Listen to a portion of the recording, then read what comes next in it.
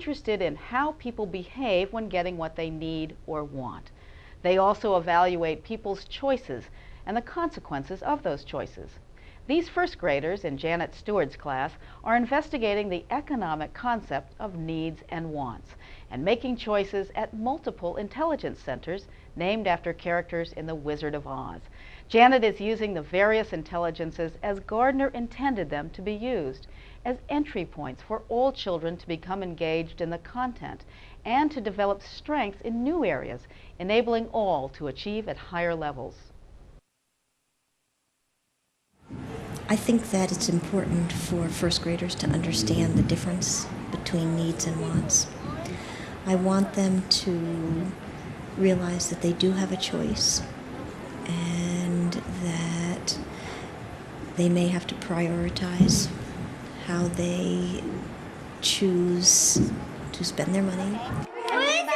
I want to have it. how they choose to live their lives, and that they make sure that they get their needs met first. What's one of the needs? Who can think of one of the needs? Let's just think about that.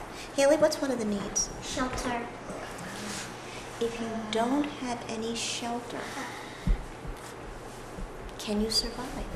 No. So it's not something you can just say, well, I don't have a shelter, but instead I'll just take a Barbie doll. No. Interesting. I want kids to know about economics and those things that are going to help them become full members of society. The multiple intelligences are utilized a lot in my classroom. I believe that children learn through different strengths, and we talk about that some people are very good at learning by listening, some people learn best by seeing, and that I want to be sure that everybody in the room has the best chance to learn the information. So we use what we call our MI centers, our multiple intelligence centers, and particularly in the areas of science and social studies. And that's so that an important concept gets taught in a variety of ways so that it's accessible to all of the children. I hope that all teachers will carry that conviction of inclusionary education and being sure that we're offering equal opportunities to all children.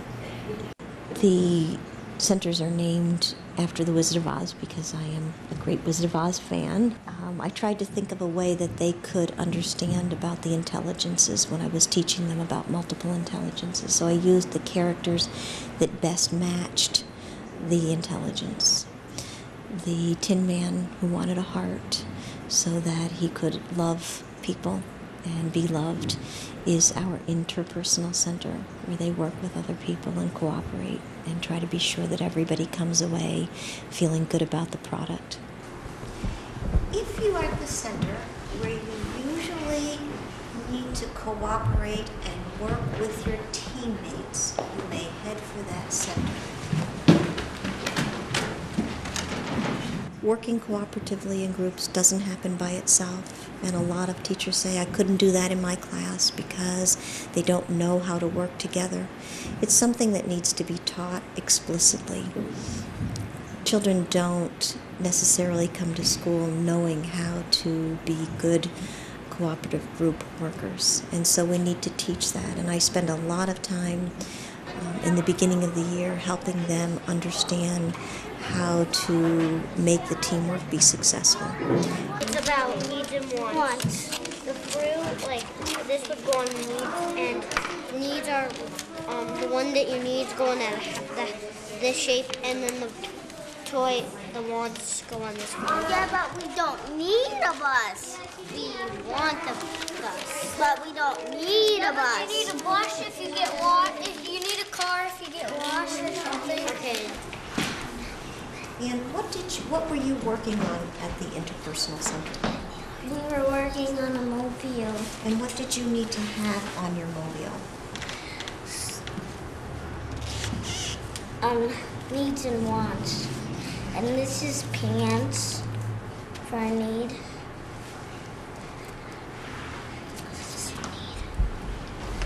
And this is fruit for need. The Wizard Center is our visual spatial center because the wizard created things and built things. And that's the area where they usually are doing either art projects where they use their eyes and their hands together. We can make transparencies of our job. And why have we been talking about jobs at the same time as we've been talking about needs and wants? How do those go together? Because you need a job to buy needs or wants. So that you can have the things that you need and maybe, hopefully, have some left over for the things that you Interesting. They now have had experience using a transparency. Can you believe they go up and put those transparencies on the right way? Because it's taught explicitly. The things you think, oh, I don't need to teach that. I teach it so they can be successful, so they can feel good about themselves. These are the chairlifts going up, and this is where you get on. This is a skiing instructor with the two kids. Are there any questions? Why did you choose ski instructor? Because both my mom and dad are very good skiers. And my dad is a ski instructor.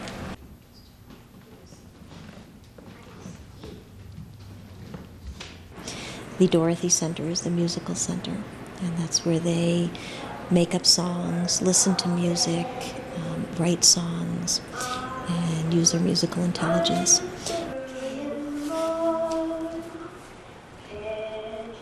The kids eating.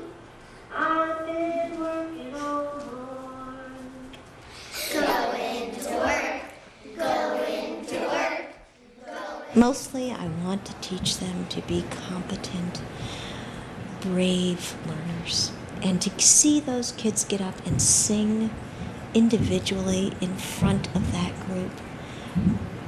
That is so huge, and nobody laughed, and nobody tittered or tee-heed, and it's just phenomenal.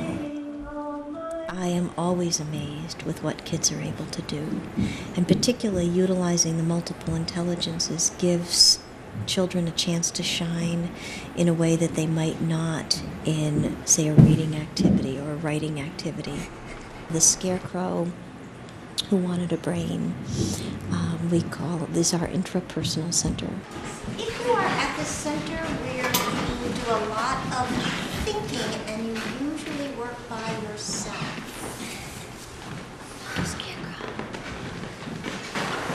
I try to make up some kind of a format so they can be successful. So the riddle paper gives them a framework, and they have to just think about how to fill in that framework, and they're successful. You know, if I went up and said, think up a riddle, they wouldn't know where to begin. Or they might give either too much information or not enough information, but if you give them a framework, they can be successful. I can be found in a school. I use a marker. I help kids. I am a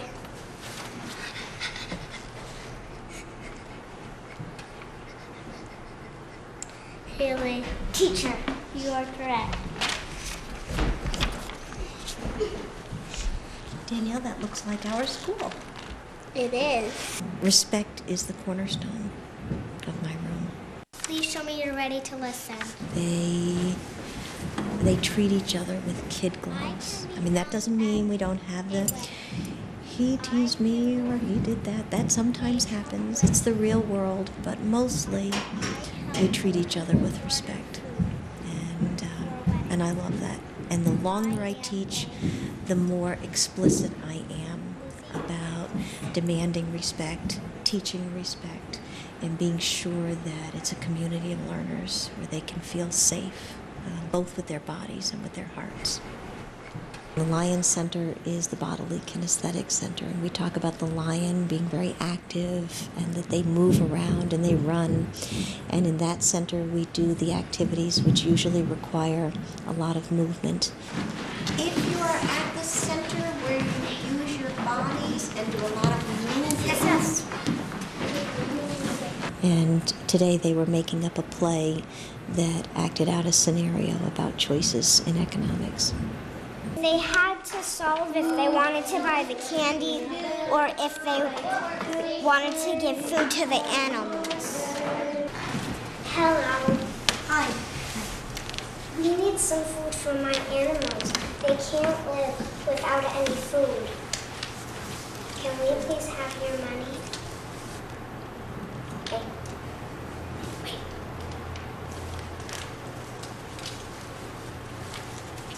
Thank you very much.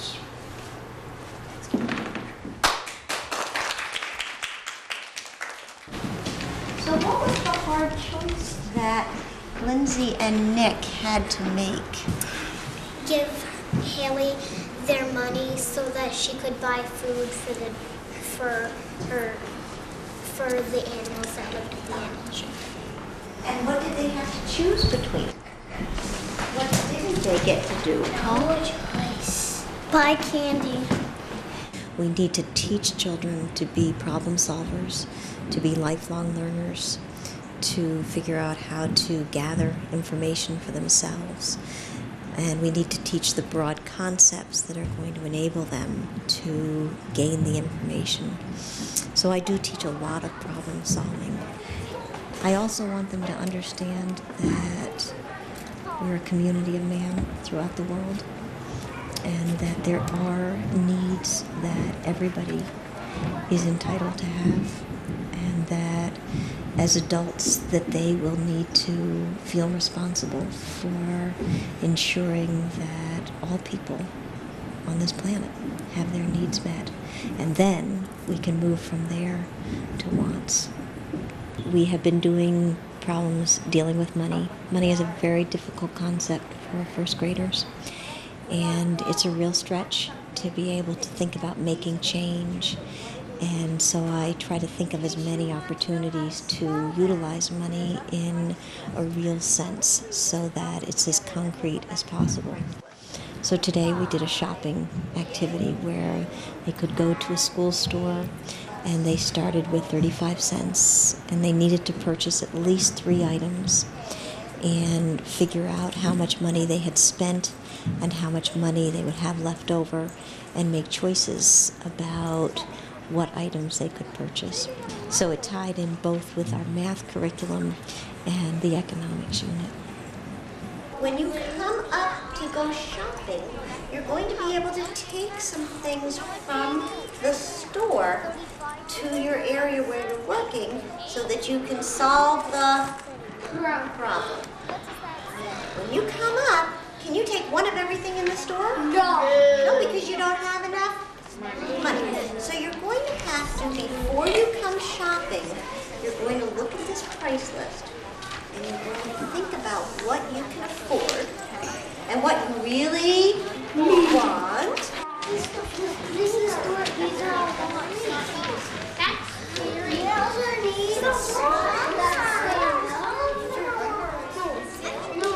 I was thrilled when they looked at their price list and they said, but these are all wants. There are no needs. And they get it.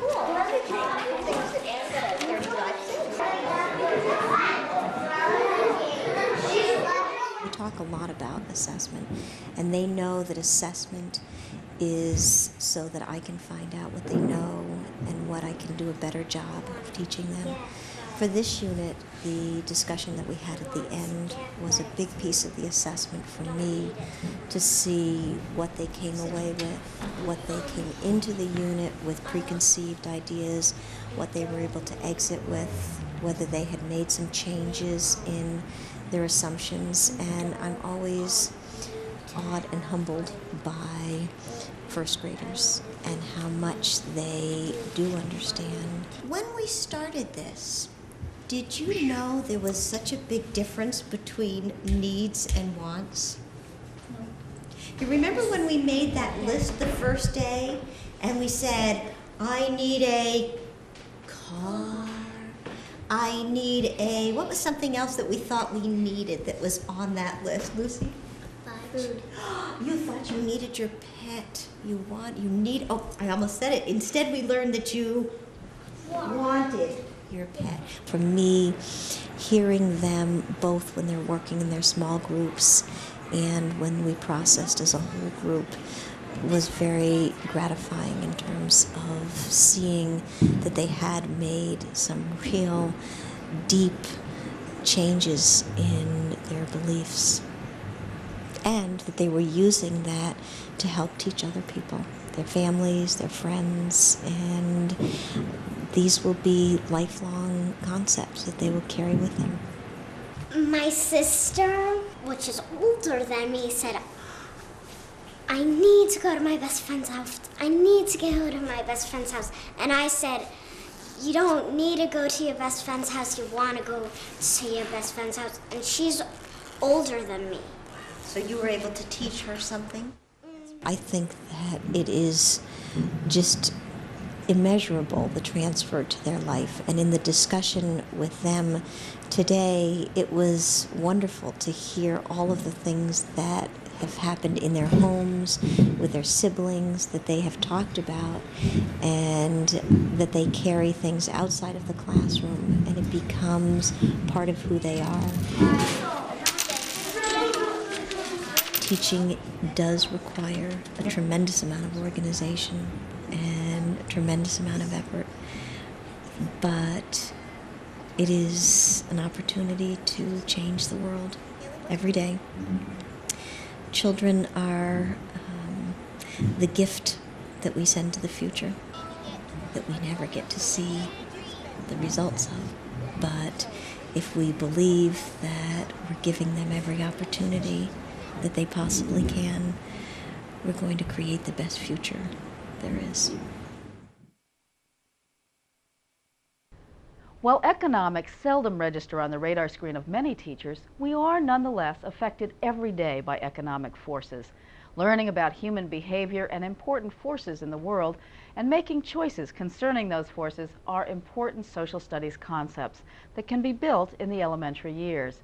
As children begin to understand these forces, they can use them to better understand their own lives and the lives of others.